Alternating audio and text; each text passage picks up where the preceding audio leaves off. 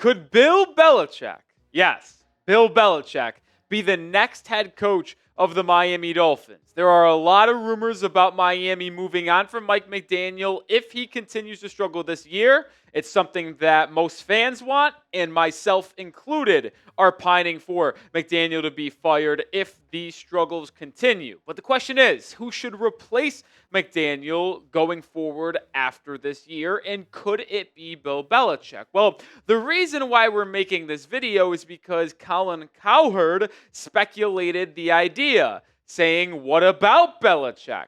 He has a place in Jupiter, doesn't he? Which, by the way, isn't really that close to Miami. But he mentioned that Miami loves sex appeal. I don't think Belichick's crazy in Miami. Now, I will quickly dispel this notion and idea from Cowherd about hiring Bill Belichick, and I'll explain more why in a second. But to me, just right off the bat, this would be one of the most crazy overreactions and overcorrections in maybe NFL history. Going from McDaniel to Bill Belichick? Come on, man. I don't really think that's realistic at all.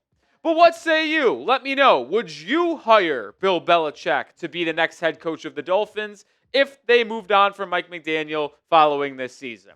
Type Y for yes or type N for no. This is a very, very hard pass from yours truly. I just simply don't think Bill Belichick has it anymore, especially at the NFL level. And with his current age, being 73 years old, I don't think it makes sense for Miami to hire a coach that old in the process, knowing you're probably only getting 3 to 5 years left in them. I mean, that's what the Raiders did, but I don't really want to go that route. Especially because I don't think Bill Belichick has it anymore. Like I mentioned, I think he's washed. In his final 4 years in New England, 2019, by the way, was the final year with Tom Brady. So first year without Brady, they went 7-9. That was the Cam Newton year. Then first year rookie Mac Jones, they went 10-7 and made the wild card look like they were trending back towards being a contending team. But then 8-9 2022, 4-13 2023. You could kind of blame the entire downfall of Mac Jones in New England on the hiring of Matt Patricia to be their offensive coordinator once Josh McDaniels, who is back in New England as their OC, went to be the Raiders head coach. But the added difficulty and I guess negative reason why I would want to bring in Belichick is that he would likely want team control. That's what he had in New England for all that time. He was the head coach and GM. It's why I think no one hired him to be their NFL head coach this cycle. It feels as if he is going to want team control, which is why he's at the college level coaching North Carolina. And there is absolutely no world where I would give Bill Belichick GM powers, let alone head coaching powers as well. And I think part of the reason is why is because he failed in his last couple drafts. Remember, his final 2 years in New England, 2022 and 2023. Well, the 2022 NFL draft class is maybe one of the worst classes of all time. Drafted Cole Strange, Miami Dolphin, after he was waived just late August. So first round pick didn't even make it through his rookie contract. Tyquan Thornton, the wide receiver out of Baylor, waived. Marcus Jones is still on the team. Oh, look at that. Jack Jones, another Dolphin. So 2 Dolphins already. You already have 4 players not even in the NFL, and only one player still remains on the Patriots from this draft class just 3 years ago, that being Marcus Jones. Well, his last draft wasn't much better, folks. He had a really good hit with Christian Gonzalez, top 5 corner in the NFL, in my opinion. Drafted him in the first round. But Keanu White is already almost out of it, second round pick. Marte Mapu doesn't really have a role there. Jake Andrews and Chad Ryland aren't really on the team anymore. Mafi ain't on the team anymore. Bootsy and Behringer, that's a good 6th round, especially Demario Douglas too. All of them still on that Patriots group. But the point is, the last 2 drafts he had weren't very good. I simply don't think he has the keen eye to draft top-end talent in the National Football League anymore. I think he's cooked. And especially with that age that I mentioned, it doesn't make a lot of sense to me. If he was still an elite coach and a good motivator of men, like Pete Carroll is, and you brought in the right GM to kind of help lay the groundwork as well, sure, maybe you can convince me. But the fact that he's very arrogant, he's not good with the media, he doesn't have his fastball anymore, and probably wouldn't work well with a different GM is the exact reason why it doesn't make sense to go with Bill Belichick. But Dolphins fans, make sure you do subscribe because this is your one-stop shop for all things Miami Dolphins. We're talking potential replacements for Mike McDaniel, and we aren't even through week 2. If you want everything around the Dolphins, this is the channel for you. Subscribe today for more content. And this is kind of where I want to go with this. Like, if I'll be honest, and I'm going to contradict myself with this statement just in a second, because we are going to look at some head coach targets coming up, but I really do think we should cool the talk on potentially who is replacing Mike McDaniel because we have to wait for him to actually be fired first. Who knows what happens? Maybe he's fired in the middle of the season. Hasn't happened since the head coach resigning in 2004 after the 1-8 start. So it's hard to talk about targets to replace McDaniel until he's actually fired. And we already know that if he was canned midseason, who would replace him? It would be your defensive coordinator, Anthony Weaver. But we have to wait for that to happen. I'll say this, though. I truly do believe this Sunday, Mike McDaniel is coaching for his job. Do I think he would be fired this upcoming Monday if New England loses?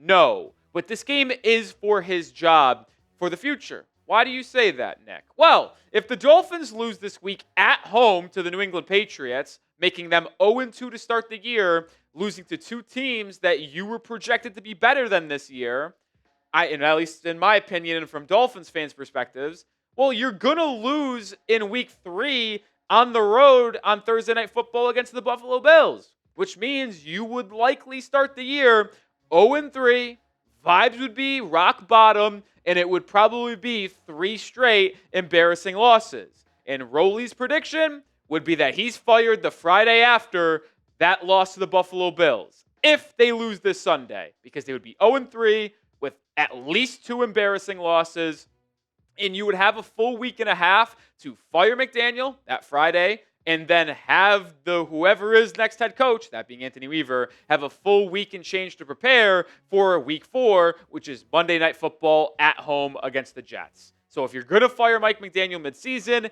that feels like the best opportunity to do so, especially if they start 0-3.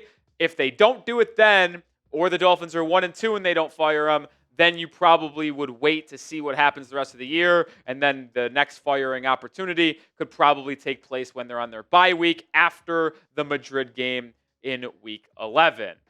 Coming up, head coach targets. I do want to mention a few names out there, but get started with PrizePicks today.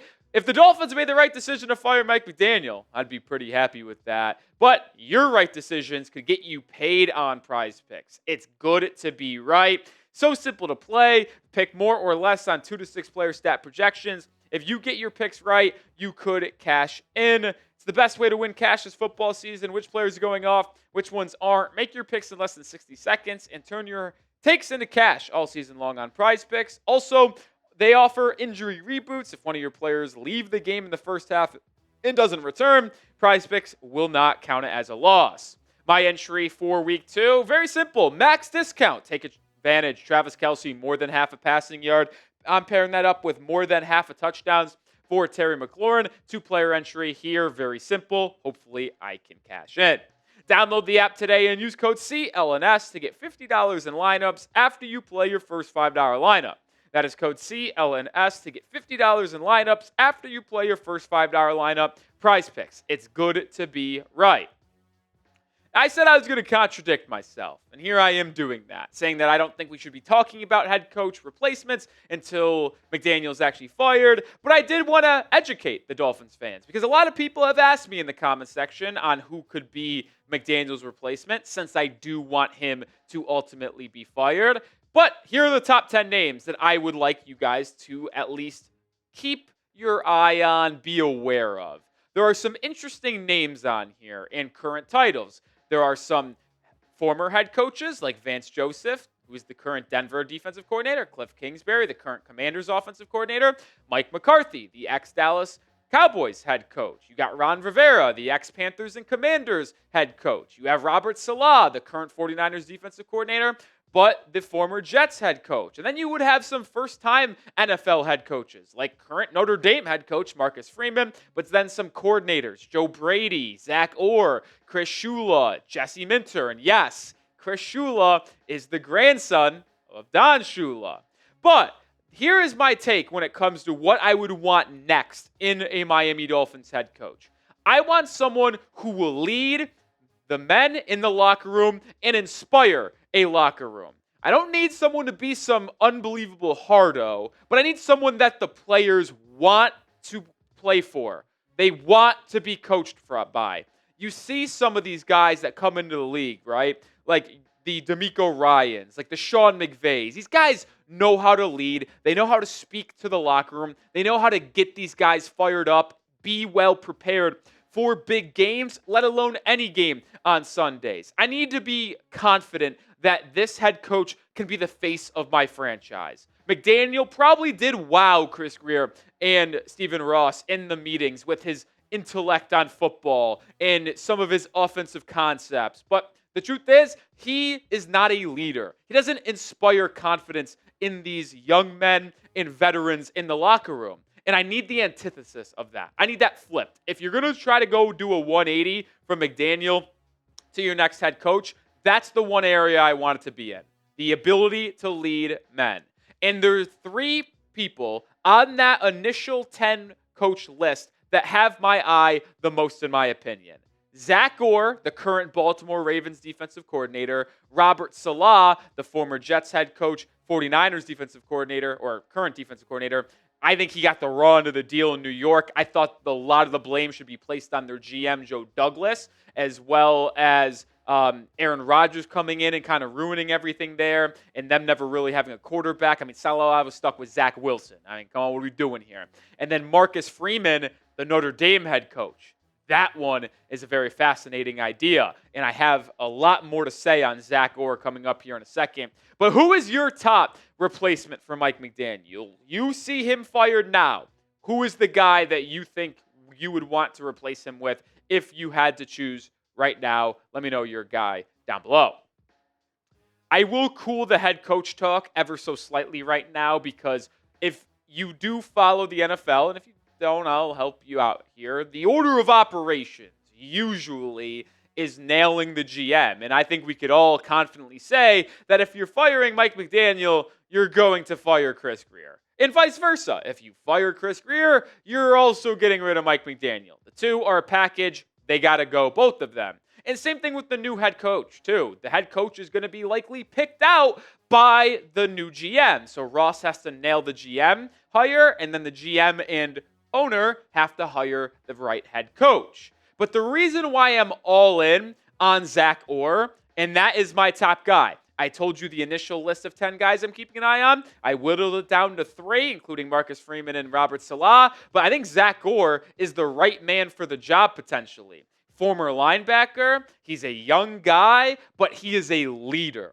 And you just watch the Ravens defense, who, yes, have had its struggles at times. It's an older defense, but the way they play, on a weekly basis, on a snap basis, the way they are playing for their head coach, the way their head coach gets fired up for the players, that's the type of stuff I'm looking for. He is a guy that can relate to the players, but also lead them in the right mindset. But also, I think it could ultimately transcend Miami into a better franchise. It could be a double whammy, as I like to call it. You can pull the defensive coordinator from Baltimore as your next head coach, but you can also double it and that be your potential GM.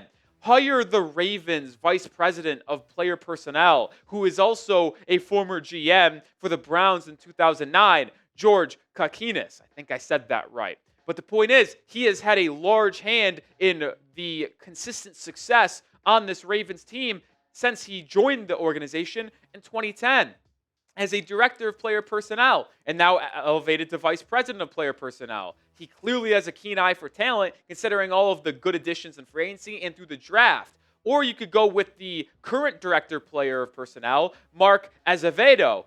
Hopefully I said that right as well. Who also got elevated to this current role just within the last couple of years. You add one of those two to be your new GM, you bring in Zach Orr to be your head coach, and you steal a lot of what the Baltimore Ravens have done over the last decade plus. And that is a good organization to steal from. Yes, they haven't won a Super Bowl in a while, but they are consistently in the playoffs and consistently one of the best teams in the NFL, which is a massive upgrade for what Miami has had over the last 25 years. All right, that will do it for today's show. Make sure you are subscribed for daily Dolphins coverage. I know we're talking crazy rumors today, but if you made it through this show, hit that sub button. You clearly know what we're doing, but we also are going to be live on Sunday for Dolphins Patriots Week 2.